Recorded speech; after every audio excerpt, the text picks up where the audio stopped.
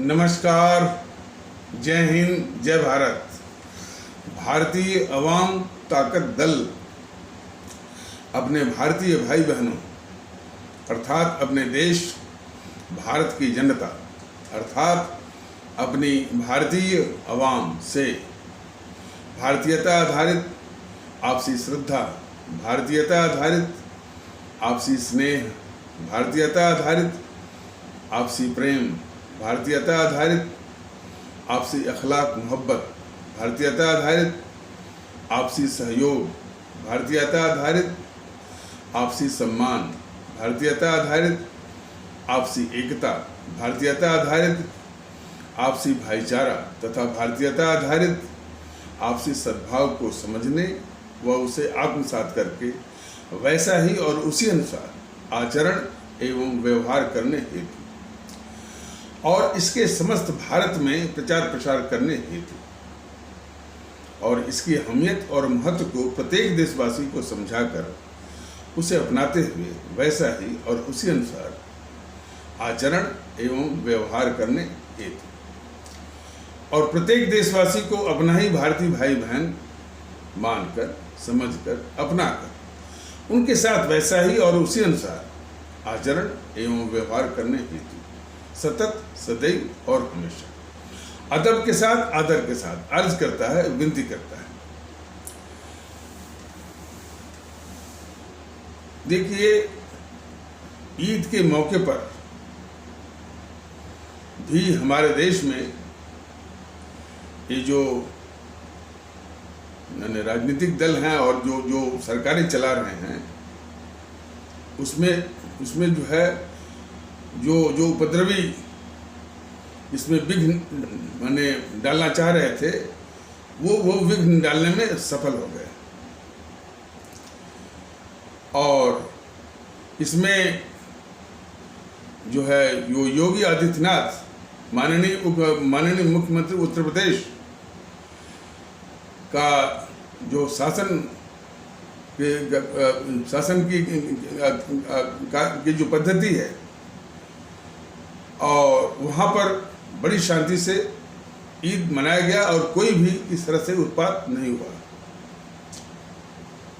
और उसके पहले से भी जो अजान को लेकर के तमाम इस तरह से काफ़ी बहस और वादा विवाद उसको भी उन्होंने बहुत ही प्रशासनिक कुशलता, प्रशासनिक कौशल के साथ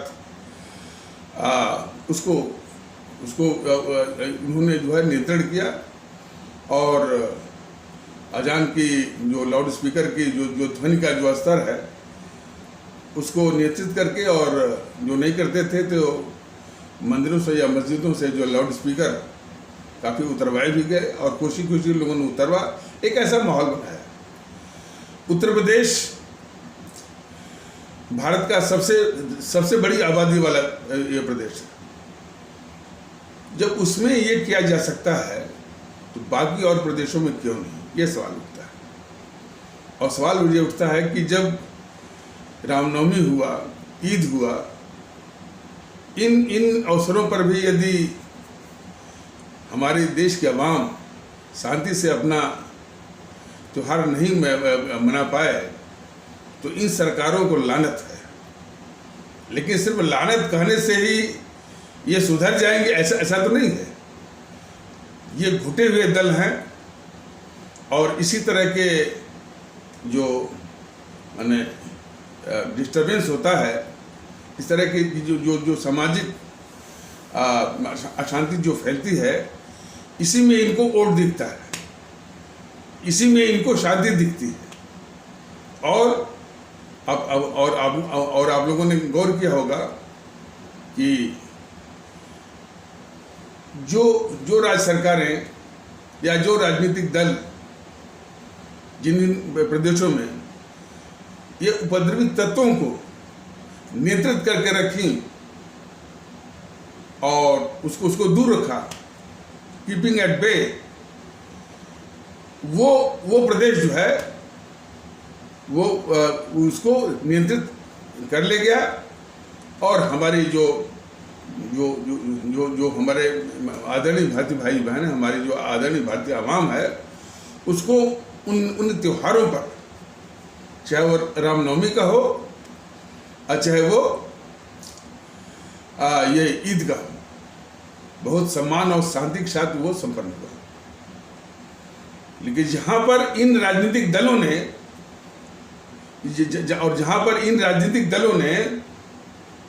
संरक्षण दिया उपद्रवित तत्वों को, वहीं पर चाहे रामनवमी हो चाहे ईद हो, दोनों पर जो है उपद्रव, अशांति, भेद विभेद, नफरत देखने को मिला।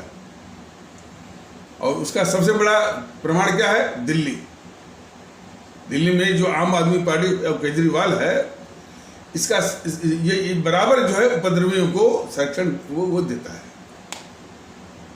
गहलोत बराबर उपद्रवियों को संरक्षण देता है। ये कर्नाटक में भी बीजेपी का जो है वो यानी कट्टरवादियों को संरक्षण मिलता है वो सरकार से। मध्य प्रदेश में भी यही हालत है। तो यदि आवाम को शांति देनी है तो उपद्रवित तत्वों को बिल्कुल जो प्रभाव क्षेत्र है उसे बाहर कर दीजिए, तो आवाम को शांति मिलती है और उनको शांतिपूर्वक सुकून के साथ जो है अपने अपने त्योहार मनाने का अवसर मिलता है। लेकिन ये उपाय उससे भी बढ़िया है। ये उपाय है, एक उपाय जो है, जो कि इससे भी ज़्यादा जरूरी है कि इन उपद्रवित तत्वों को ये राजनीतिक दल जो है संरक्षण वो देते हैं। इन राजनीतिक दलों को नष्ट में नाबूद करने की जरूरत है। अब जैसे उदाहरण के लिए इस्लाम आस्था वाले भारतीय भाई बहनों वाले तबके के जो जितने भी उपद्रवित तत्व हैं, जितने असामाजिक और समाज विरोधी तत्व हैं, हिंसक तत्व हैं, उनके साथ खड़ी होती है ये जेएनपीसी, ये वामदल या आम आदमी पार्टी वाले। तो इन दलों को नष्ट में नाबूद करना है। अब कौन करेगा? हमारी पब्लिक तो यानी कुछ जो भी हो, जो हमारे भारतीय भाई बहन हैं, वो तो मानसिक गुलामी के जो शिकार होते हैं, इस समाज के दुश्मनों को पहचानने में वो भूल होती है उनसे। तो आम आदमी पार्टी को चाहे दिल्ली में हो चाहे पंजाब में, यानी भारी बहुमत से उसको सत्ता में बिठाते हैं। ये सबसे बड़ी भूल है कि आम आदमी पार्टी जो इतनी बड़ी समाज विरोधी भी है और देश विरोधी भी है, देश की गद्दार भी है, हमारे जो भारतीय भाई बहन हैं, आदरणीय भारतीय भाई बहन, दिल्ली के हो जो पंजाब के हो, इतनी सी छोटी सी बात, मोटी सी बात जो है वो देख नहीं पाते हैं। यही सबसे बड़ी मानसिक गुलामी की निशानी है। यदि अस्थायी इलाज करना है तो वो इलाज हमारे आदरणीय भारतीय भाई बहनों के पास ही है। ये तो तात्कालिक वाला है कि ऐसे दलों का अपने भारत की पावन धरती से उनका समूल नाश हो। आम आदमी पार्टी हुआ, जेएनपीसी हुआ, वाम दल हुए, तब जाकर के एक अस्थायी शांति जो है हमारी आवाम को मिल पाएगा। यह हमारे सभी आदरणीय भारतीय भाई बहन, सभी आदरणीय भारतीय आवाम बिल्कुल अच्छी तरह से समझ ली, और ये गलती उनसे हो रही है। बिल्कुल साफ नमूना है। हमारी आदरणीय भारतीय आवाम ये बराबर गलती कर रही है कि आम आदमी पार्टी जैसे यानी देश विरोधी और भारतीय समाज विरोधी, कोरोना के समय में देश ने देखा होगा कि किस प्रकार ये केजरीवाल उसका राघव चड्ढा मिल करके हमारे मजदूर भारतीय भाई बहन, जिनको कि उसमें यानी मानवीयता के आधार पर भी और सरकार की ओर से भी सहायता करने की जरूरत थी, इन्होंने षड्यंत्र करके उनको दिल्ली से बाहर किया और हजारों हजारों किलोमीटर तक उनको चलने को मजबूर किया। तो इस तरह से कई वाक़यात हैं जो कि साफ चीख करके बयान करते हैं कि कितना ये अवाम विरोधी भी है, भारतीय समाज विरोधी भी है। खालिस्तानियों के साथ संबंध तो अलग से है। और भारत तेरे टुकड़े होंगे, भारत बर्बादी तक जंग जारी रहेगी, उसका समर्थन भी किया था।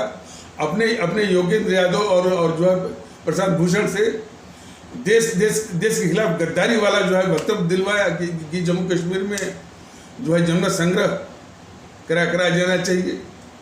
तो तमाम इसके गद्दारी के इसके माने वाक़यात हैं।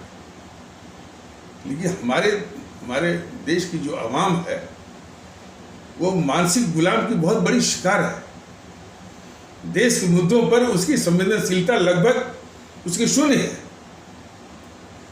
यदि हमारी आवाम इसके प्रति संवेदनशील हो कि भाई हमारे लिए देश सर्वोच्च है, सबसे ऊपर देश है, और कोई कहता है कि भारत तेरे टुकड़े होंगे, भारत की बर्बादी तक जंग जारी रहेगी, वो बाकी मुद्दा तो देखना ही नहीं है। देश का गद्दार है, इसको शून्य वोट मिलना चाहिए। इस तरह की संवेदनशीलता होने की परम आवश्यकता है, जिसका कि अपने भारतीय अपने भारतीय अवाम के जज्बे में इसकी संवेदनशीलता शून्य है देश के प्रति, कि देश हमारे प्रति सर्वोच्च है। कुछ लोग कहते हैं कि भाई ये केजरीवाल जो है मुफ्त बिजली मुफ्त पानी। अरे हम लोग क्या इतने मानसिक गुलाम हो गए हैं कि मुफ्त बिजली और मुफ्त पानी के चक्कर में जो देश का दुश्मन है यानी उसको वोट दें।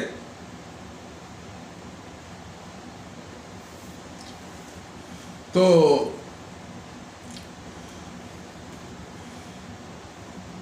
वास्तव में अस्थायी समाधान चाहिए। तो ये जो देश विरोधी ताकतें जो राजनीतिक दलों के वेश में हैं, इनका नाश करना होगा। और ये भी बिल्कुल स्पष्ट है कि इनका नाश अब किसी के बूते का नहीं है, न्यायपालिका के बूते का तो है ही नहीं, सुप्रीम कोर्ट के बूते का है नहीं, हाई कोर्ट के बूते का है नहीं। सिर्फ एक ही जो है इलाज करने वाला जो डॉक्टर है वो हमारी आवाम है। और आवाम जो है वह मानसिक गुलाम की शिकार है। वो पहचान नहीं पाती है कि कौन देश का दुश्मन है। तो वही देश की सर्वोच्चता की संवेदनशीलता जगाने के लिए भारतीय जनता दल आप लोगों के बीच में आया है।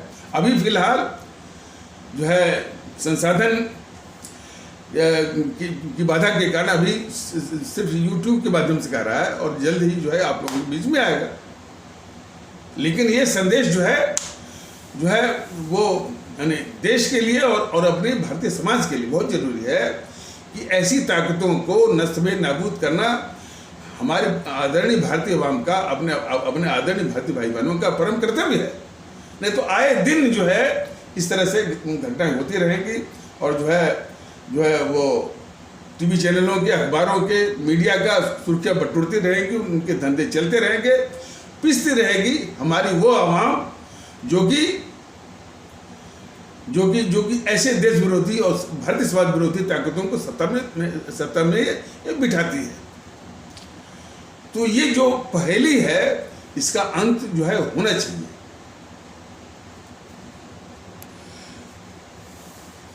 मेरे मन में भी ये बात आती है, कुछ लोग भी कहते हैं कि लानत है इस देश की और उसकी व्यवस्था पर, जिसके तहत हमारे आदरणीय भारतीय भाई बहन सुकून से रामनवमी हुआ, सुकून से ईद भी नहीं मना पाते हैं।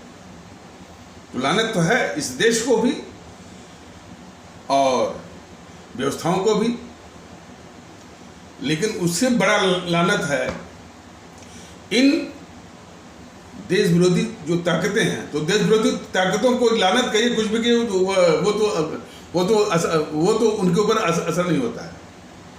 अब इसके बाद सबसे बड़ा लानत है अपनी भारतीय आवाम को। मैं साफ कह देता हूं कि जो ऐसी जो ताकतों को जो कि हमेशा उपद्रवी तत्वों के साथ खड़ी होती हैं, उनके समर्थन में खड़ी होती हैं, उनको हम वोट करते हैं। इस मानसिकता के हम गुलाम हैं। अब उदाहरण के लिए रामनवमी के अवसर पर जो पत्थरबाजी हुई, वो पत्थरबाजी कोई अचानक नहीं हुई कि उस जगह से वो जुलूस निकला और वो पत्थर लोग मारने लगे। वो सुनियोजित, जिसको कहते हैं प्री प्लान्ड। और जहां पर भी अपराध प्री प्लान्ड होता है तो सिर्फ अपराधी ही उसमें शामिल नहीं होता है, उसके पीछे एक राजनीतिक ताकत होती है।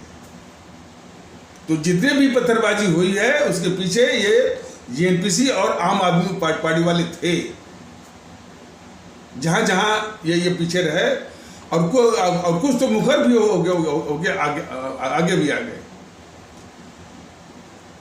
और दूसरी और इससे भी ये घातक चीज है कि ये मोदी सरकार या मोदी महोदय, बीजेपी वाले जो है, सिर्फ वो केंद्रित करते हैं जहां पर इनको इस्लाम आस्था वाला कोई तत्व मिल जाता है। वहां तो बहुत ऊर्जावान हो जाते हैं, दौड़ करके जो पकड़ लेते हैं। ठीक है, उनको पकड़िए, यदि वो अपराधी है तो उसको पकड़िए। लेकिन सवाल इस बात का है कि जो इनको ताकत देता है पीछे से, उसको ये बचाते हैं, उसकी रक्षा करते हैं। दिग्विजय साफ जो है वो जो है प्रोत्साहन दे रहा था, जो है मध्य प्रदेश में। यहाँ पर बुलडोजर ये चला रहे थे अमित शाह महोदय या जो भी या मोदी महोदय के लोग, उन जो कि पत्थरबाजी में या गोली भी जिन लोगों ने चलाया था। लेकिन मोदी महोदय, अमित शाह महोदय या उनकी सरकार से ये सबसे बड़ी अपेक्षा है कि जो बुलडोजर आप चला रहे हैं उन पत्थरबाजियों के खिलाफ जो है और भी इस तरह के अपराधियों के खिलाफ आपने वो दिग्विजय सिंह की संपत्तियों पर बुलडोजर क्यों नहीं चलाया? आपने राहुल गांधी की संपत्तियों पर बुलडोजर क्यों नहीं चलाया? ये सवाल है और इसका जवाब मोदी महोदय को देना पड़ेगा, बीजेपी वालों को देना पड़ेगा। ये छोटे किरदार ये बराबर इनकी देश के साथ गद्दारी रही है कि छोटे किरदारों को पकड़ने में, बुलडोजर चलाने में, उस आधार पर तमका लूटने में बहुत आगे रहते हैं। लेकिन उनको जो ताकत दे रहा है और वो समाज विरोधी, देश विरोधी, भारत विरोधी ताकत जो कि राजनीतिक दल के बेस में है, उस पर कार्रवाई करने के बजाय उसको ये पालते हैं। तो हमारे आदरणीय भारतीय भाई बहन इस चीज को समझे और हम ऐसे बीजेपी को जो है वो वोट भी करते हैं। झूठ मूठ का तमाम बहाने कि हिंदुत्व के ये शासक हैं, हिंदुत्व के राजा हैं और क्या क्या है, वो हिंदू हृदय सम्राट है। सब बकवास। जो देश के दुश्मनों को पाल रहा है, एक तो वोट के लिए और पाल करके हमारी आवाम को हर तरह की तकलीफ दे रहा है, वो कैसा सम्राट, कैसा वो किसी के हृदय का सम्राट हो सकता है।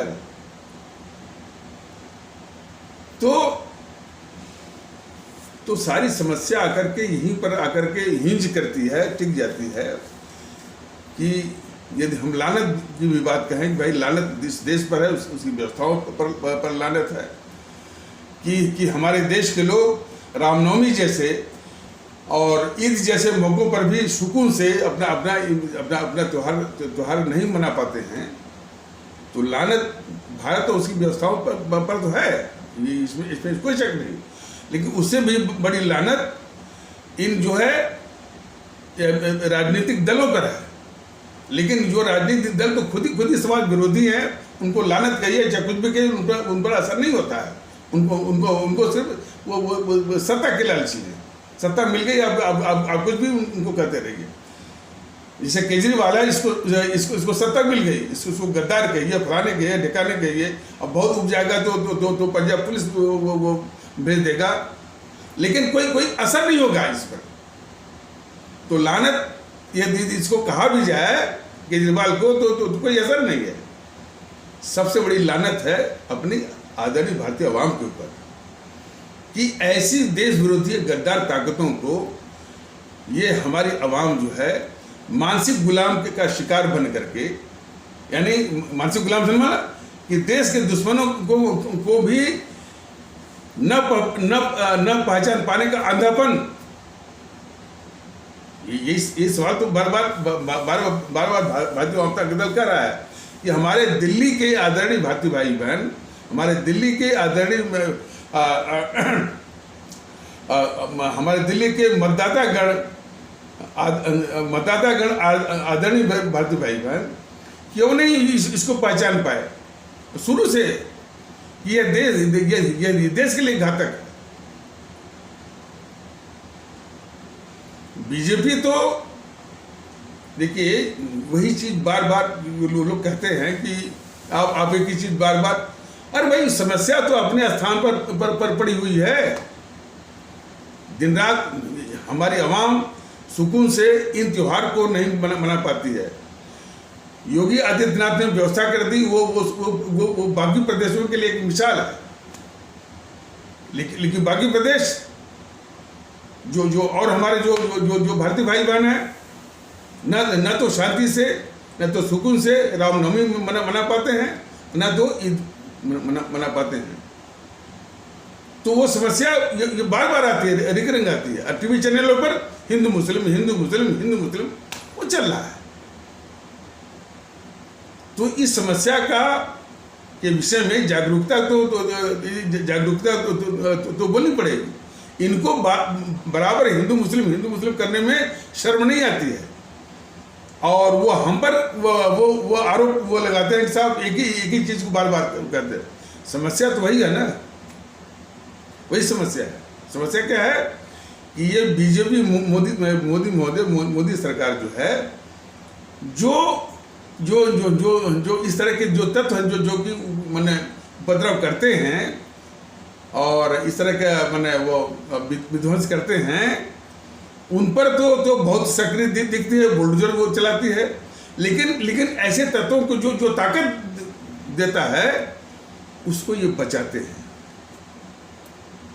और सिर्फ पत्थरबाजों के नहीं, ये बताया गया है जो देश के गद्दारों को, अब जैसे राहुल गांधी, बात मैंने ये छोड़ करके राहुल गांधी पर की जा रही है। राहुल गांधी इस देश का बहुत ही खतरनाक गद्दार है। अब ये पूछा जाना चाहिए मोदी महोदय से, बीजेपी वालों से कि अब वो कितनी गद्दारी करेगा कि आपकी आत्मा जागेगी कि वो गद्दार है और इस गद्दार के खिलाफ जो है आप कार्रवाई करेंगे। कार्रवाई तो बहुत दूर की बात है, सारी सुविधाएं जो है मुहैया वो करवाते हैं मोदी जी और उनकी सरकार। एक आंतरिक खबर भी के विषय में हम अपने आदरणीय भारतीय भाई बहनों से साझा करना चाहेंगे कि एक अंदर की बात है। जो माहौल है राहुल गांधी और सोनिया गांधी के इर्द गिर्द, वो कहता है कि भाई यदि hमारी खुद की सरकार होती तो हमको उतनी सुविधा नहीं मिलती जितनी सुविधा ये मोदी सरकार जो है हमको इस समय दे रही है। जब भी वो चाहता है ये राहुल गांधी विदेश चला जाता है, एक बार भी बीजेपी वाले नहीं बोलते हैं कि ये किस पैसे पर जा रहा है। जो हमारे देश, हमारी आवाम का लूटा हुआ पैसा जो कि काले धन के रूप में जो है वो विदेशी बैंकों में जमा है, एक बार भी बीजेपी वाले नहीं। इसलिए तो भारतीय आवाम ताकत दल जो जागरूक कर रहा है बीजेपी भी इस देश की बहुत बड़ी गद्दार है, जो कि राहुल गांधी ऐसे गद्दारों को वो बचा रही है, रक्षा कर रही है। सिर्फ उसका वर्णन, जितने भी यूट्यूब वाले हैं, बस राहुल गांधी वहां गए, भाषण दिए, फलाने किए, ढेकाने किए। राहुल गांधी इस देश का गद्दार है। कितने वाकयात आपके सामने रखे जाएंगे। आप तो सरकार में है ना। चीन के राजदूत से मिलता है ये राहुल गांधी, दुश्मन चीन के राजदूत से मिलता है चोरी छुपे। कब? डोकलाम के मुद्दे पर, आज से 4 साल पहले, जिसमें कि भारत और दुश्मन चीन के बीच में युद्ध और तनातनी जैसी स्थिति थी। किसी समय भी युद्ध जो है छिड़ सकता था। रात के अंधेरे में चोरी छुपे ये गद्दार राहुल गांधी अपने दुश्मन चीन के राजदूत से मिलता है। क्या ये मोदी महोदय को, बीजेपी वालों को गद्दारी नहीं दिखी? आज तक ये जांच करवाए कि आखिर ये राहुल गांधी वहां क्यों मिलने गया था, और मिलकर इसने क्या क्या बातें की, कौन कौन सी हमारी सामरिक महत्व की संवेदनशील सूचनाओं का आदान प्रदान किया इसने, इस गद्दार राहुल ने। जांच करवाए? ये जांच नहीं करवाएंगे। ये देश के दुश्मनों को पालने वाले नकली और झूठे राष्ट्रवादी हैं। लद्दाख के मामले में ये गद्दार राहुल गांधी चीन का जो है, दुश्मन चीन का जो प्रोपेगेंडा मशीन है ग्लोबल टाइम्स, उसकी झूठी अफवाह भरी बातों का ही आधार बना करके चीन के पक्ष में और भारत के खिलाफ ये माहौल बनाता रहा। ये गद्दार राहुल गांधी। हमारी सेना जब आतंकी ठिकानों को नष्ट करने के लिए सीमा पर और सीमा पार यानी पाकिस्तान के क्षेत्र में आतंकी ठिकानों को नष्ट करने के लिए सर्जिकल स्ट्राइक करती है, तो हमारी खुद की सेना का मनोबल गिराने के लिए, उसके शौर्य और पराक्रम को नीचा दिखाने के लिए ये सबूत मांगता है ये गद्दार राहुल गांधी। और फिर हमारी जो वायुसेना आतंकी ठिकानों को नष्ट करने के लिए पाकिस्तान के अंदर, बहुत अंदर घुस करके बालाकोट में प्रहार करती है, तो फिर हमारी वायुसेना या हमारी भारतीय फौज के मनोबल को नीचा दिखाने के लिए, उसका मनोबल कम करने के लिए और उसके शौर्य और पराक्रम को नीचा दिखाने के लिए फिर ये सबूत मिलता है। अरे ये तो मैंने जो कि जनता के सामने आया है कि इस दिन रात के गद्दारी करता ही रहता है। वो मैंने पाकिस्तान से मदद, मैंने हमारी खुद की सरकार में दखल देने के लिए अपने दूत उसको भेजता है, मणिशंकर अय्यर को। तब भी बीजेपी वालों को, मोदी महोदय को यह राहुल गांधी गद्दार नहीं दिखता है। जिस बाजवा जो सेनाध्यक्ष है पाकिस्तानी सेना का, जो बाजवा हमारे देश में आतंकियों को भेजता है, जो आतंकी हमारे भारतीय भाई, हजारों भारतीय भाई बहनों की हत्या कर चुके हैं, उस बाजवा को गले लगाने के लिए ये गद्दार राहुल जो है इसको नवजोत सिद्धू को अपना दूध बनाकर भेजता है, उस बाजवा को गले लगाने के लिए जिसके आतंकवादी आकर के हमारे हजारों मासूम भारतीय भाई बहनों की हत्या करते हैं। हमारे देश के लोग, हमारे आदरणीय भारतीय अवाम बताएं ना कि इससे बढ़ के गद्दार कौन होगा।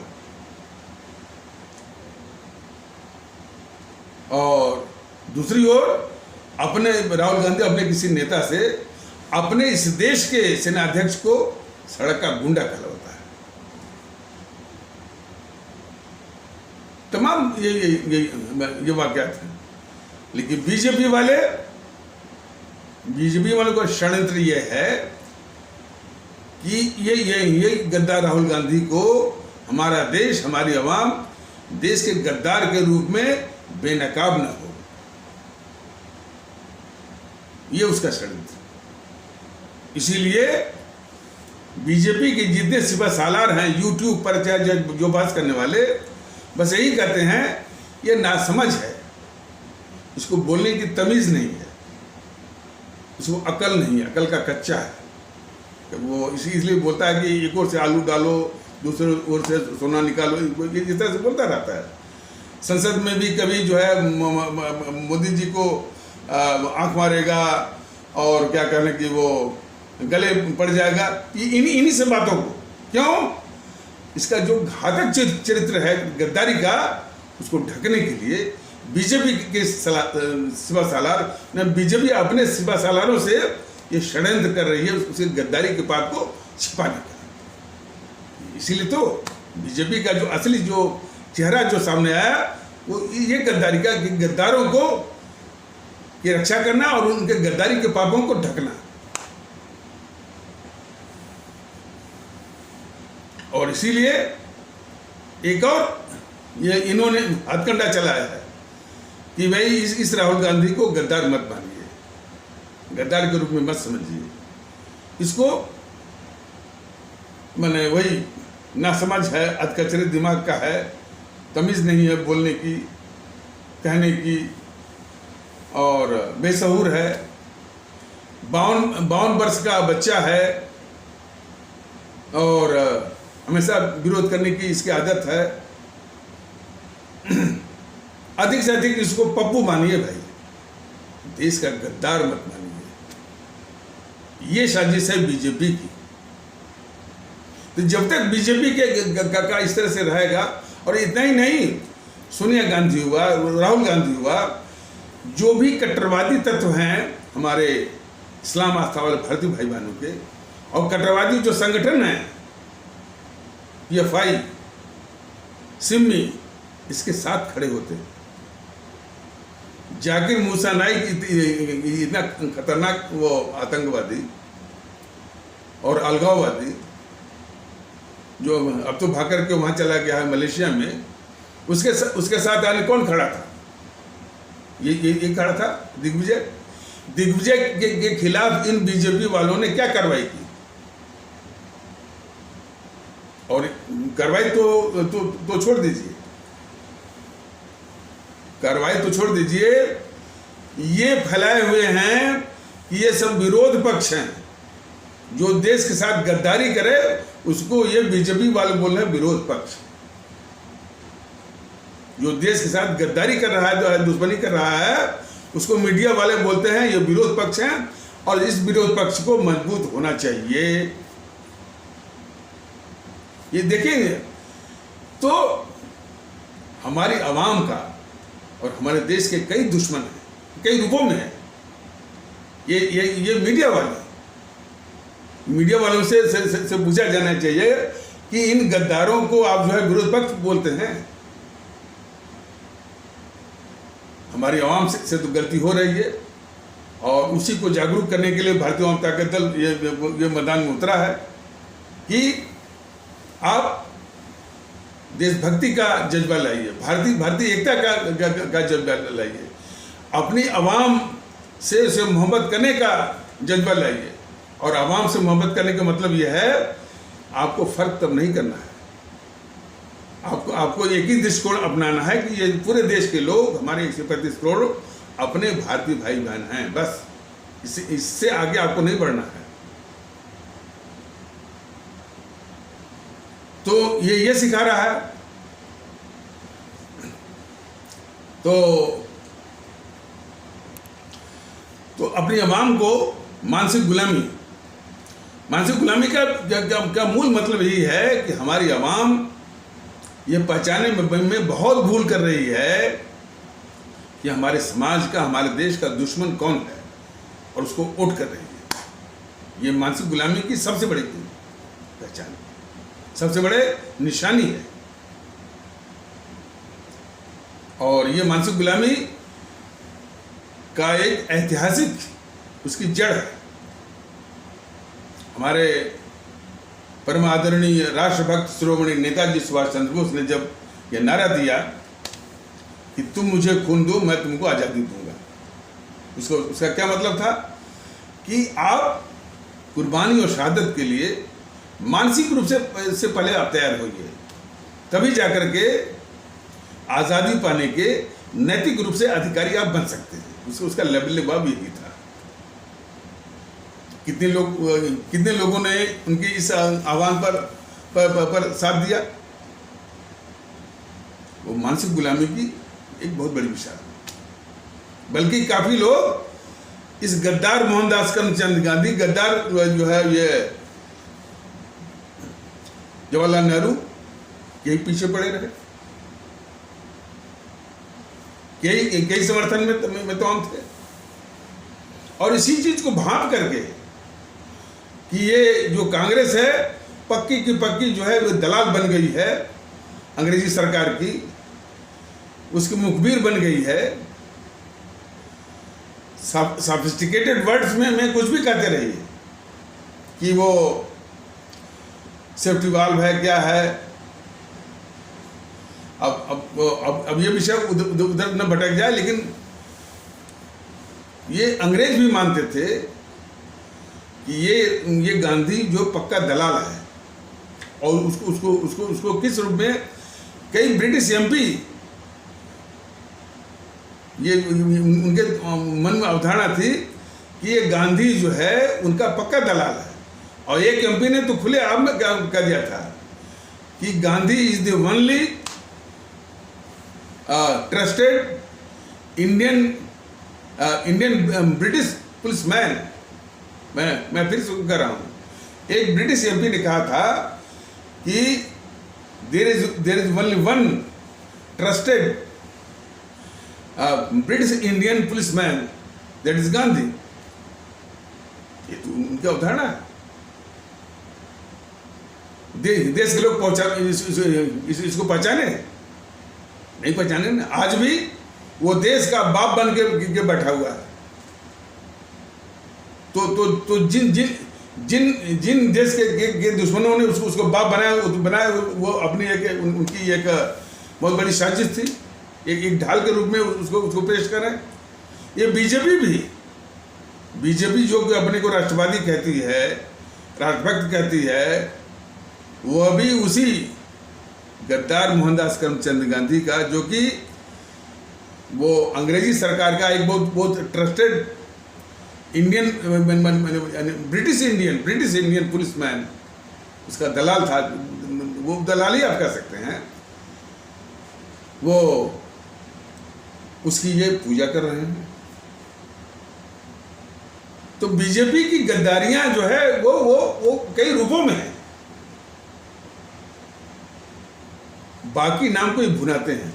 सुभाष चंद्र बोस को आगे लाने के ये बिल्कुल विरोधी हैं। सरदार पटेल को लाए, और सरदार पटेल को लाने में भी इस आरएसएस में दो फाड़ है। मोदी महोदय दो उनकी जो है वो मूर्ति बनवाते हैं 3,000 करोड़ की वहाँ आनंद में। और आरएसएस में एक है कि भाई ये तो है सरदार पटेल, इन्होंने आरएसएस पर बैन लगाया था। तो इस बात को लेकर आरएसएस में खुद दो फाड़ है। तो ये अधिक से अधिक सरदार पटेल को लाते हैं। इस मोदी महोदय से पूछा जाना चाहिए। अब मोदी महोदय कहते हैं कि भाई गुजरात का संबंध बहुत गहरा संबंध है सुभाष चंद्र बोस से और उनके आज़ाद हिंद फौज से। मैंने कुछ वीडियो में बताया कि लेकिन किन सच्चाइयों के आधार पर वो गुजरात का संबंध है, उस सच्चाई को ही ये मोदी महोदय निगल जाते हैं। ये तो गद्दारी उनकी है। तो सुभाष चंद्र बोस का ना बस नाम भुनाना, उनके जन्मदिन को बस पराक्रम दिवस घोषित कर देना या अधिक से अधिक उसको गणतंत्र दिवस से जोड़ देना, और उस दिन जो है एक छोटा सा होलोग्राम जो है इंडिया गेट पर लगा देना, और वो नमस्ते करते हो क्या, और किसको नमस्ते कर रहे हैं? जो इंडिया गेट पर जो नाम खुदे हुए हैं उनमें एक नाम जो है जॉर्ज पंचम, जो कि इंग्लैंड का राजा था, किंग था, उसको भी नमस्ते कर रहे हैं। उसको भी मोदी महोदय उस यानी अपने सुभाष चंद्र बोस के होलोग्राम वाली मूर्ति से नमस्ते करवा रहे हैं। यही तो गद्दारी इनकी है, मोदी महोदय की। जरूरत इस बात की थी, इस गद्दार मोहनदास करमचंद गांधी की जो जन्म तिथि है 2 अक्टूबर, उसको हटा करके सिर्फ राष्ट्रीय दिवस के रूप में 23 जनवरी को रखते हैं। लेकिन ये उस गद्दार को पूजेंगे, उस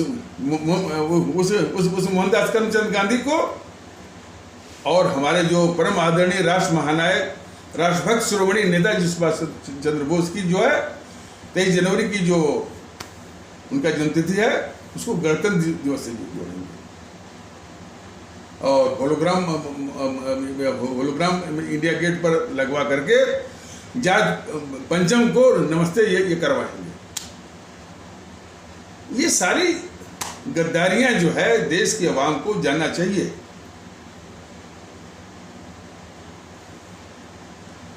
और देश की समस्याओं के विषय में बात उठी थी कि हमारे देश के लोग सुकून से, आराम से, शांति से अपने त्योहार भी नहीं मना पा रहे हैं। सिर्फ इन दोनों जो 3 ये प्रमुख दल हैं, एक तो जीएनपीसी, वाम दल और बीजेपी। जीएनपीसी वाम दल उन उपद्रवी तत्वों के साथ खड़ी होती है। जब वो उपद्रव, देखिए इनकी विशेषता क्या होती है, जब वो उपद्रव कर रहे होते हैं तब एक टिप्पणी नहीं, जब उन पर कार्रवाई होती है तो वो जो वृंदा करार जो है वो आकर के जो है वो लेट जाएगी। और तो इन देश विरोधी जो तत्व होते हैं, भारतीय समाज विरोधी तत्व होते हैं, उनके साथ यही खड़े होते हैं जीएनपीसी वाले, वाम दल वाले, और कभी कभी जो है वो समाजवादी पार्टी वाले और टीएमसी वाले। बीजेपी क्या करती है कि जो उपद्रव करने वाले तत्व हैं, खास करके वो, चूंकि वो इस्लाम आस्था वाले भारतीय भाई बहनों के तबके के होते हैं, तो दौड़ कर वो पकड़ती है, उस पर बुलडोजर चलाती है। लेकिन जिसने उनको शह दिया, यानी जीएनपीसी के लोग, वामदल के लोग, उनको ये रक्षा करते हैं। यही तो गद्दारी है। इसी गद्दारी को हमारे देश के लोगों को समझना चाहिए। तो सुभाष चंद्र बोस की ही बात ले लीजिए। मोदी महोदय ने तमगा लूटने के लिए सुभाष चंद्र बोस या आजाद हिंद फौज के नाम पर एक जो है उन्होंने संग्रहालय बनवा दिया लाल किले के अंदर। एक बार उन्होंने भाषण भी दे दिया। देखिए, सारी बातें इसलिए बताई जा रही हैं कि कितना पाखंडी किस्म का है ये, पाखंडी किस्म का है मोदी महोदय, इसको जानिए। तो एक बार उन्होंने भाषण भी दे दिया कि हमारा वास्तविक जो आज़ादी का जो दिवस है वो जो है 21 अक्टूबर 1943 है, इसलिए हर साल जो है 21 अक्टूबर को ही आज़ादी के दिवस के रूप में मनाया जाना चाहिए। तो उन्होंने दिया।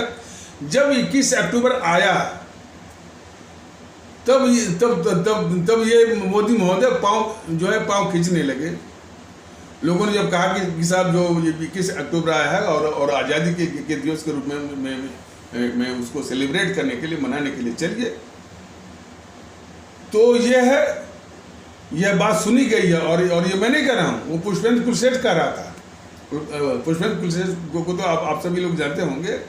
कह रहा था कि मोदी महोदय कह रहे थे कि हमको उस समारोह में, जबकि वो प्रधानमंत्री हैं देश के, 56 इंच सीना वाले हैं, कह रहे थे कि हमको उस समारोह में 21 अक्टूबर वाले जो कि हमारा वास्तविक जो है आज़ादी का दिवस है, उसमें हमको मत ले जाइए, लोग हमारा बाल नोच लेंगे। इस तरह का बहाना बनाया ये जो है ये मोदी महोदय ने।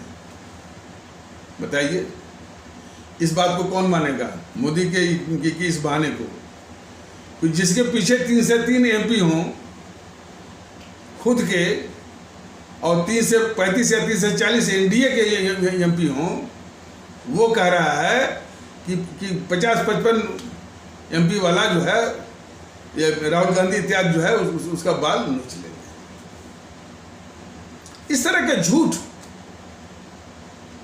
देश के विषय में ये बोलते रहते हैं मोदी महोदय। देश के साथ धोखा।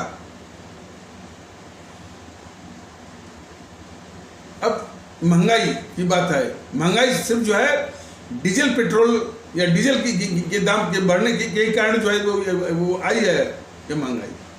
भारतीय जनता दल कितनी बार कह रहा है और कहता भी रहेगा कि जो GNPC के द्वारा लूट करके जमा किए हुए काला धन को ही ला दीजिए। अब वो लाने के लिए आपने वादा भी किया था और बहुत लंबी चौड़ी बातें अपनी बोल रखे थे। भोपाल में आपने बोला था, भोपाल में आपने इस मोदी महोदय ने 2014 में बोला था कि इस कांग्रेस ने इस देश को इतना लूटा है, यदि भोपाल में 1 लिख करके 0 बढ़ाया जाए तो 0 बढ़ते पहुंच जाएगा दिल्ली। तो ये तो देश को मालूम है कोई नहीं कि GNPC इस देश की सबसे बड़ी डकैत है। आपको बिठाया गया था कि जो डकैती करके जो हमारे गरीब और आम भारतीय भाई बहनों का धन जो है ये सब लूट करके जमा किए हुए हैं काला धन के रूप में विदेशी बैंकों में, उसको लाइए। कुछ नाटक फटक किया उसने, SIT जो है सुप्रीम कोर्ट वाला जो है वो गठित कर दिया जो है। इसके बाद ये मोदी महोदय सुट हो गए। 12 से लेकर 13 लाख करोड़ की लूट है आज की तारीख में। सिर्फ सोनिया राहुल के नाम पर जो है कम से कम 180 से लेकर 200 लाख करोड़ की लूट। अब जानते हैं कि 200 लाख करोड़ कितना होता है? पूरे भारत मतलब कि जितनी भी मैंने भारत सरकार और जितने भी राज्य हैं उनका बजट आप जो है जोड़ डालिए तो वो आपका वो पहुंचेगा 100 लाख करोड़, अधिक से अधिक उसका दुगना। तो भारत में जितने केंद्र सरकार है, जितने राज्य सरकार हैं, जितना उनका वार्षिक बजट होगा उस बजट का दुगना सिर्फ सोनिया राहुल के द्वारा लूटा हुआ, यानी इन 2 डकैतों के द्वारा लूटा हुआ काला धन है। भारतीय जनता दल ने कहा भाई कम से कम वही ला दीजिए आप, डीजल पर सब्सिडी में मिल जाए, डीजल सस्ता हो जाए और डीजल के सस्ता होने से और भी चीज़ें जो है वो सस्ती हो सकती हैं। तब क्या ये पाखंड कर रहे हैं? हमने एक्साइज ड्यूटी कम कर दी है, ये लोग जो है अपना राज्यों में अपना वैट कम कर दें, एक पाखंड। और शायद विदेश की धरती पर जर्मनी वगैरह में जाके बोल रहे हैं कि लोग हम पर आरोप लगाते हैं कि हमने काला धन नहीं लाया। देखिए कि किस तरह का ये बहाना रच रहे हैं मोदी महोदय कि लोग हम पर आरोप लगाते हैं। आरोप नहीं है मोदी महोदय, ये सच्चाई है कि आपने वादा किया था काला धन लाने का, और आप जो है सिर्फ GNPC ऐसी डकैत को बचाने के लिए उसके GNPC को भी बचाते हैं और उसके द्वारा लूटे हुए जो लूटा हुआ माल जो कि काला धन के रूप में है उसको भी बचाते हैं। यही तो आपका राष्ट्रवाद है। तो जाकर के वहां झूठ बोल रहे हैं मोदी महोदय, मैंने जर्मनी की धरती पर, देश के बाहर, कि हमने हजारों कानून जो है वो रद्द कर दिया है जिससे कि भ्रष्टाचार खत्म हो जाएगा और काला धन भी खत्म हो जाएगा। तो देशवासी समझें कि कितना धोखेबाज किस्म का अपनी आवाम के साथ धोखा, और जिस आवाम ने इनको प्रधानमंत्री बनाया। देखिए जेएनपीसी तो इस देश की दुश्मन है, और हमारी आवाम उसी मानसिक गुलामी के चलते इस जेएनपीसी को 60-70 सालों तक अपने सर पर जो है वो बिठाए रखा, और हमारी आवाम ने भोगा भी, झेला भी। उसके बाद जनता ने बड़ी आशा से इनको लाए। किसी को क्या पता था कि ये मोदी महोदय बीजेपी वाले उसी जेएनपीसी के सहोदर भाई हैं। रूप बदला है इनका, और उन डकैतों को ये बचाएंगे। तो मोदी महोदय बीजेपी वालों जरा समझो कि इस देश में प्राथमिकता देश की है, आवाम की है, जेएनपीसी की नहीं है। लेकिन आप देश को भी पीछे करके, आवाम को भी पीछे करके आप सिर्फ बचाने का काम कर रहे हैं, सिर्फ जेएनपीसी डकैत को।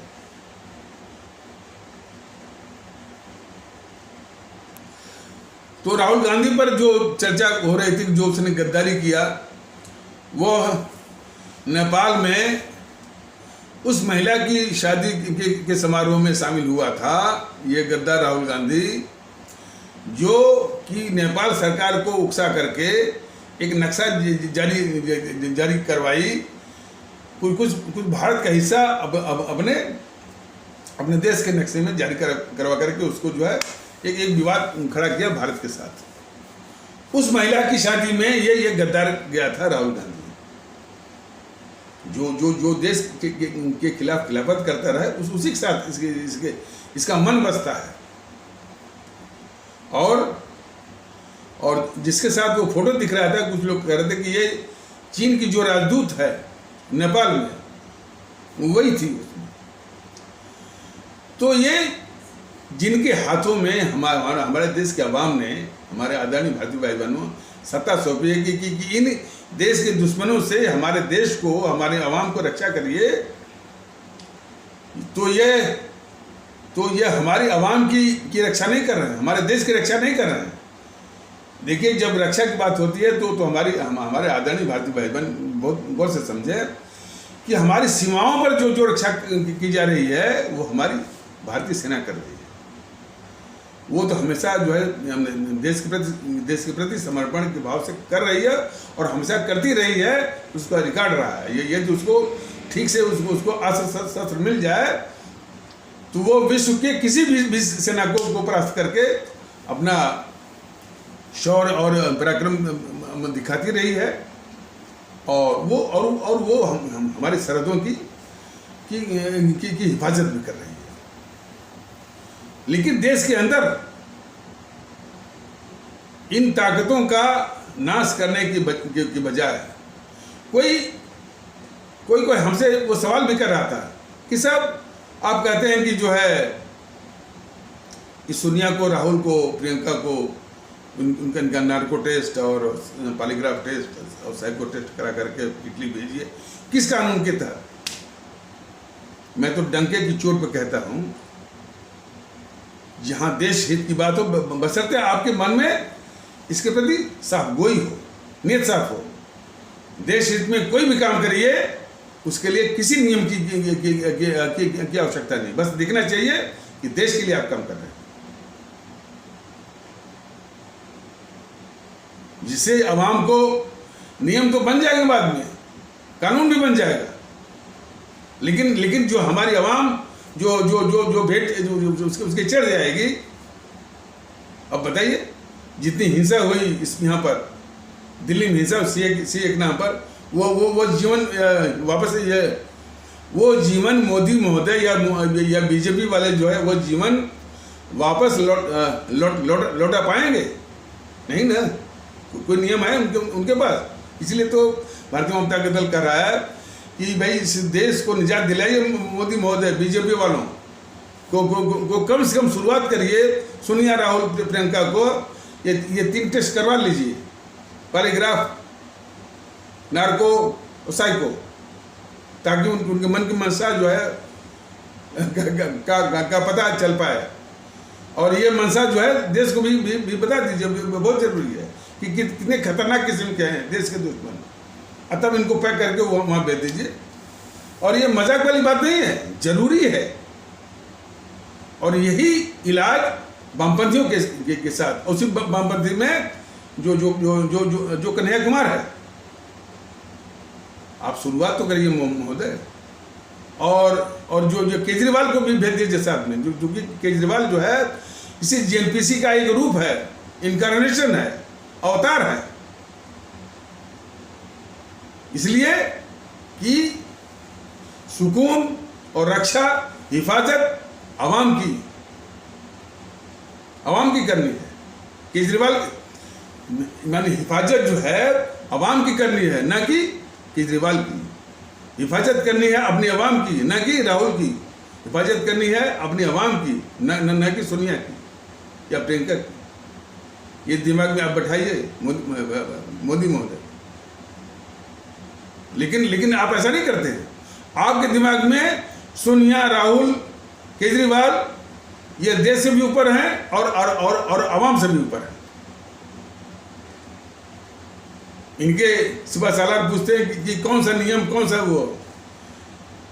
अरे आपकी मानसिकता का टेस्ट तो तभी हो गया था कि जब वो कन्हैया कुमार ने कहा कि भारत तेरे टुकड़े होंगे, भारत बर्बादी तक जंग जारी रहेगी।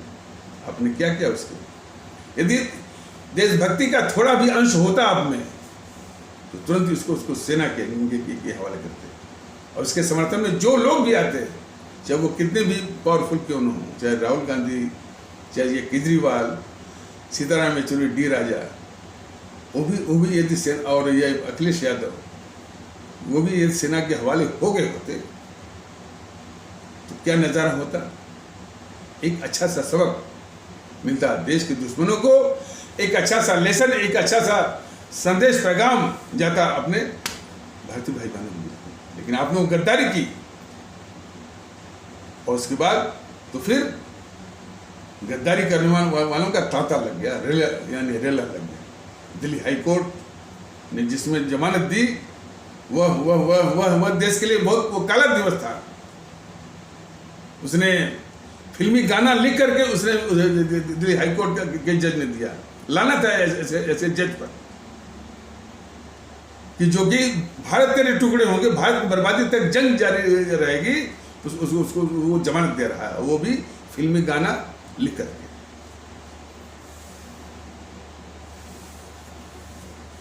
तो ये आपकी गद्दारी है मोदी महोदय देश के खिलाफ। और ये मैं अकेला नहीं कर रहा हूं, आपका समर्थक वो अजीत भारती खुद कह रहा है कि मोदी महोदय ने कन्हैया कुमार ऐसे माने खूंखार और खतरनाक देश के गद्दार को मोदी महोदय ने युवा नेता बना दिया। ये आपकी करतूत है। और आप तो फिर आपने जितने यानी गद्दारी के जो स्लीपर सेल हैं, यानी देश के खिलाफ मैंने अपने भारत के खिलाफ जो स्लीपर सेल हैं, उनको आपने पूरा मौका दिया। तो इन कम्युनिस्टों ने उस गद्दार कन्हैया कुमार को, जो हमारे देश की जो संवैधानिक प्रक्रिया है, चुनाव, संसदीय चुनाव 2019 के, वो टिकट दे रहे हैं अपनी पार्टी की ओर से, बेगूसराय बिहार से। फिर गद्दारी का सिलसिला फिर शुरू हो गया बॉलीवुड से। बॉलीवुड में कितने गद्दार हैं मोदी मालूम है कि नहीं? उन गद्दारों को आप क्यों पाल रहे हैं?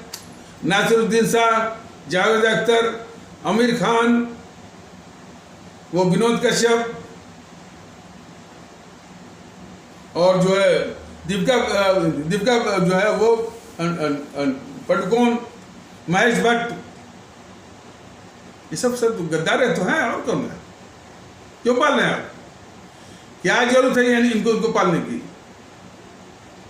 कितनी ऐसे रिपोर्ट आई कि ये जो है शाहरुख खान जो है, ये जो है इसका जो बिजनेस पार्टनर है टोनी अशाई, शायद वो कश्मीर का ये रहने वाला है, वो पूरे विश्व में, पूरे दुनिया में भारत विरोधी कार्यक्रम वो करता रहता है। तो उसका ये बिजनेस पार्टनर है ये गद्दार शाहरुख। लेकिन हमारे आदरणीय भारतीय भाई बहनों, सिर्फ हमारे इतने कह देने से बात नहीं बनती। इस शाहरुख का विज्ञापन यानी कौन करवाता है? वो विज्ञापन कराने जो विज्ञापन कराने वाली कंपनियां भी इस देश की गद्दार हैं, जो कि शाहरुख से विज्ञापन कराती हैं। और उस मानसिकता को क्या कहें कि आज भी शाहरुख की फिल्में लोग देखते हैं।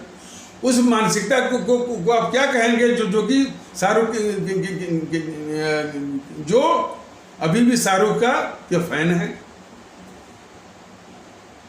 तो इस तरह की गद्दारी की जड़ें कहाँ हैं, इसको जानने की जरूरत है। हर जड़ से गद्दार इस देश के गद्दार, हमारी अवाम के और हमारी भारतीय अवाम के गद्दारों को पहचान करके उखाड़ा नहीं जाएगा, हमारा देश बच नहीं सकता।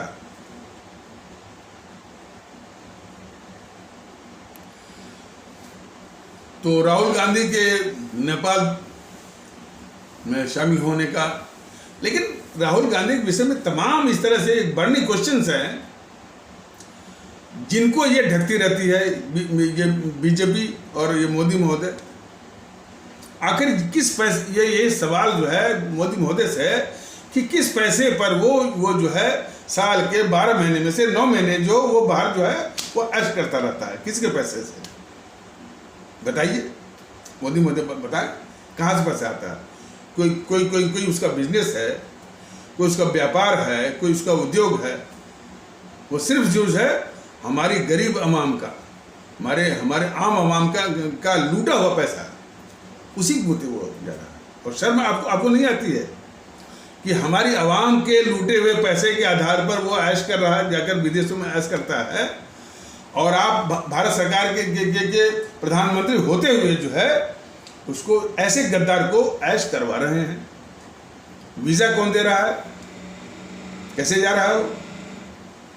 आपने तो कोरोना की अवधि में, जिसमें हमारे आम भारतीय भाई बहन विदेश नहीं जा पा रहे थे, और जो है विदेश जाने का बस एक ही रास्ता था, दुबई के जो हवाई अड्डे या एयरपोर्ट के अधिकारियों के बड़े नखड़े थे, बहुत नखड़े। और कई हमारे भारतीय भाई बहनों के टिकट बराबर वो कैंसिल हो रहे थे उसी वो इंदिरा गांधी इंटरनेशनल एयरपोर्ट से। वो निराश होकर के लौटते थे।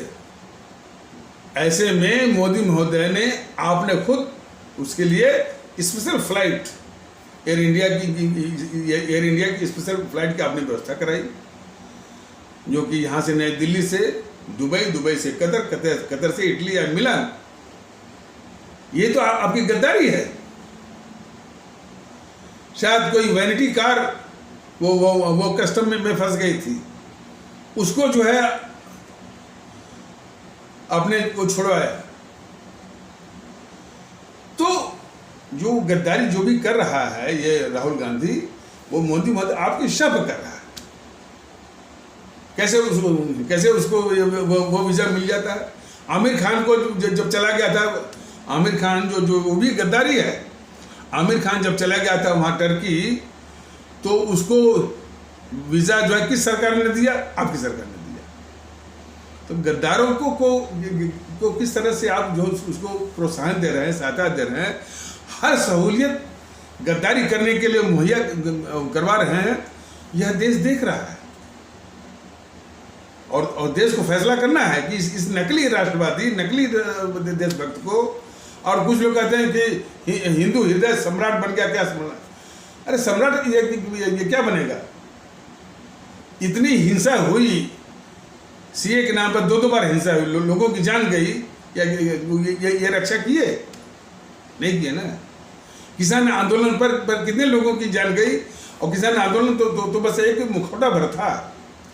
किसान आंदोलन सिर्फ मुखौटा, जिसमें जितने भी देश विरोधी ताकतें भारत के अंदर हो चाहे भारत के बाहर हो, सबका वो जमाड़ा हो गया था। उसमें हमारे मासूम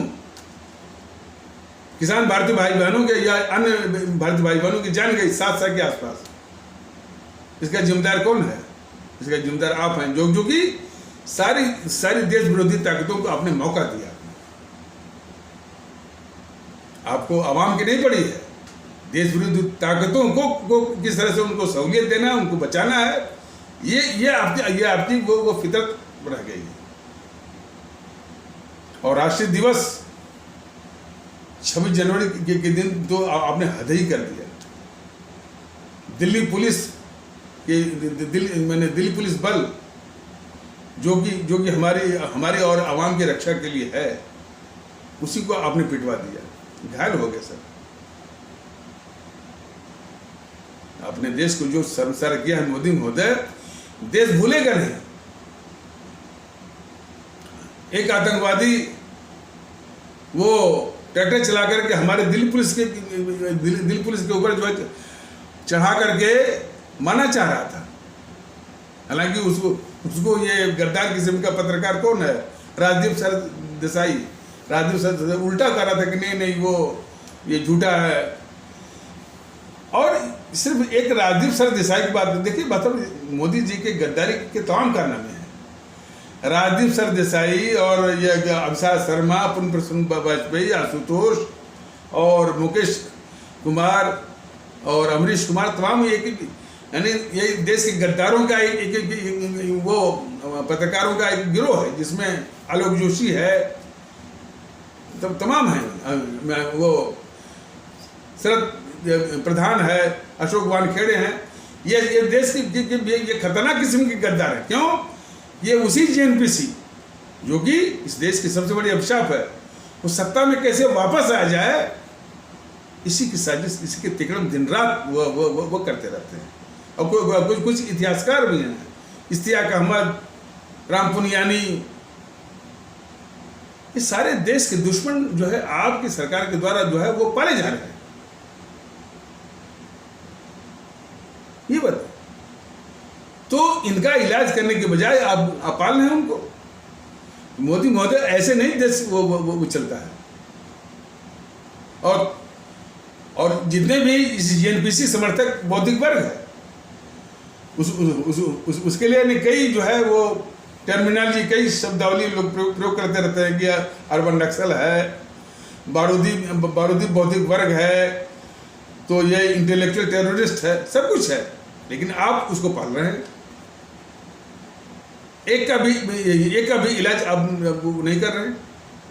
और ये सारी बातें देश से वो संबंधित हैं। भारतीय जनता दल का कम से कम यूट्यूब के माध्यम से 940-950 के आसपास ये यानी यूट्यूब इशू हुआ है। इसमें सिर्फ सारी चिंताएं जो है देश की हैं और आवाम की हैं। लेकिन आप इन समूह का देख लीजिए, बीजेपी वालों का जो डिस्कशन है, एनपीसी वालों का जो डिस्कशन है समाज में, बस हम सत्ता कैसे हथियाएं, क्या अतिक्रमण करें, जाति समीकरण बनाएं, सोशल इंजीनियरिंग करें, ताकि सत्ता आए, सत्ता पर हम काबिज रहें। इस फर्क को, इस बड़े फर्क को हमारी आदरणीय आवाम को समझना पड़ेगा।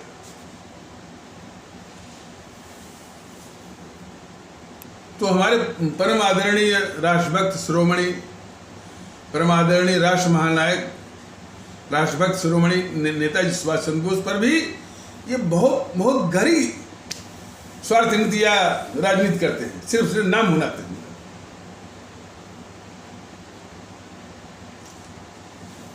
वो और इसलिए उसमें जो सबसे जो प्रमुख कारण है, यदि हमारे सुभाष चंद्र बोस को सामने लाया जाएगा तो लोगों में जो वास्तविक देशभक्ति है वो आएगी मुल्क के प्रति।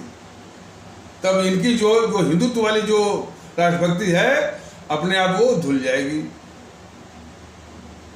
तो सबसे बड़ा खतरा तो इनको यही है, ये सिखाते हैं कि जो हिंदुत्व के प्रति भक्ति करे वही देशभक्त है, और जो हिंदुत्व के प्रति देशभक्ति न करे वो देशभक्त नहीं है।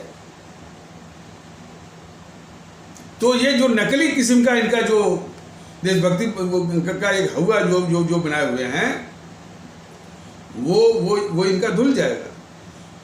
तो सुभाष चंद्र बोस के सामने आने से ये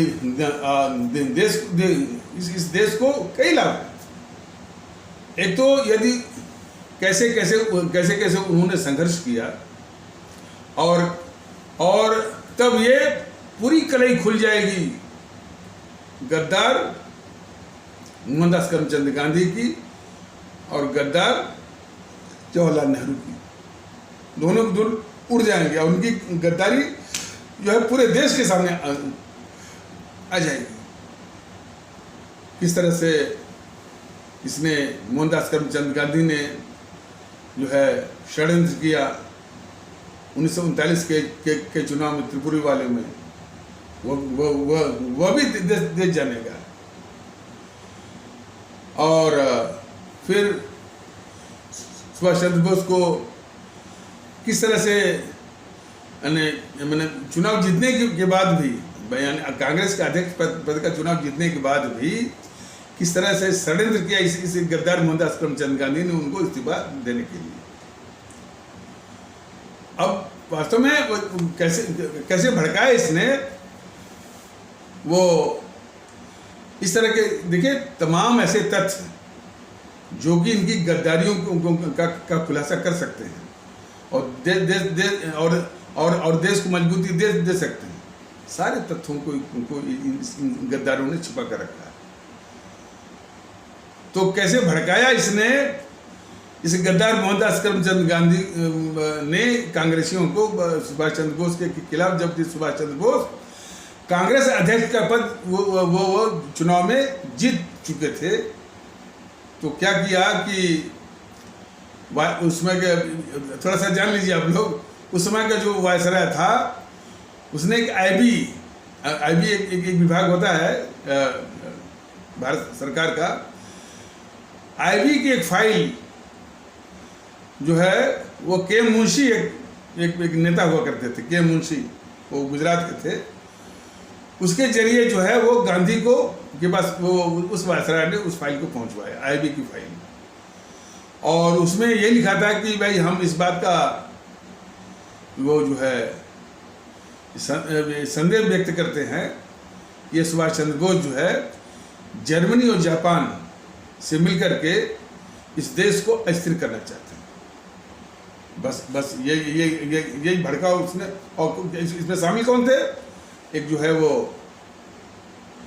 वायसराय भारत का, और फिर के मुंशी और गांधी ने ये भड़काया। तो इस प्रकार जो है वो किया उसने। और गांधी की कृतियाँ बहुत वो ढेर सारी हैं कि गांधी जो है वो 1937 में जिस तरह से सरकार, प्रांतीय सरकारें बनती हैं मैंने अपने यहाँ भारत में, और तब वो कितने भ्रष्ट हो गए, लोलुप हो गए, और इसके बाद जो है ये मैंने उनकी हालत देख करके ये गांधी महोदय बहुत दुखी हुए द्रवित हुए। तो बोले कि भाई मैं तो इस कांग्रेस की प्राथमिक सदस्यता से इस्तीफा मैं देता हूँ और इस कांग्रेस को खूबसूरत दफन देने का वक्त आ गया है। कब बोले थे? 1937 में बोले थे। और ताउम्र, और इसके बाद ताउम्र जो है वो कांग्रेस का प्राथमिक सदस्य था ही नहीं, ये गद्दार मोहनदास करमचंद गांधी। और बगैर कांग्रेस का अध्यक्ष, बगैर कांग्रेस का प्राथमिक सदस्य रहते हुए पूरी कांग्रेस को वो जकड़े हुए था, और जो चाहता था वो करवाता था। जिस कांग्रेस में कोई समर्थन देने वाला नहीं, एक भी आदमी समर्थन देने वाला नहीं था नेहरू को, उसको इसने प्रधानमंत्री बनवाया। कौन? गांधी, जो कि कांग्रेस का प्राथमिक सदस्य ही नहीं था। इतनी सच्चाई को देश को जानना चाहिए, लेकिन मोदी महोदय, बीजेपी वाले सब छिपाएंगे इसको। चलिए, बहुत कुछ कहना है, लेकिन जो जज्बा भारतीयता का है, जो जज्बा भारतीय एकता का है, भारतीय भाईचारा का है, इसको मजबूत करिए। और इसी जज्बे से इन देश के दुश्मन ताकतों को, क्योंकि राजनीतिक दलों के भेष में है, उनको पहचानिए, उनको नस्ल में नाबूद की ठानिए। बहुत जरूरी है, देश हित में, आपके हित में। तो इन्हीं आवश्यक शब्दों के साथ इस आवश्यक पर चर्चा को यहीं पर विराम दिया जाता है। तब तक के लिए नमस्कार। जय हिंद, जय भारत।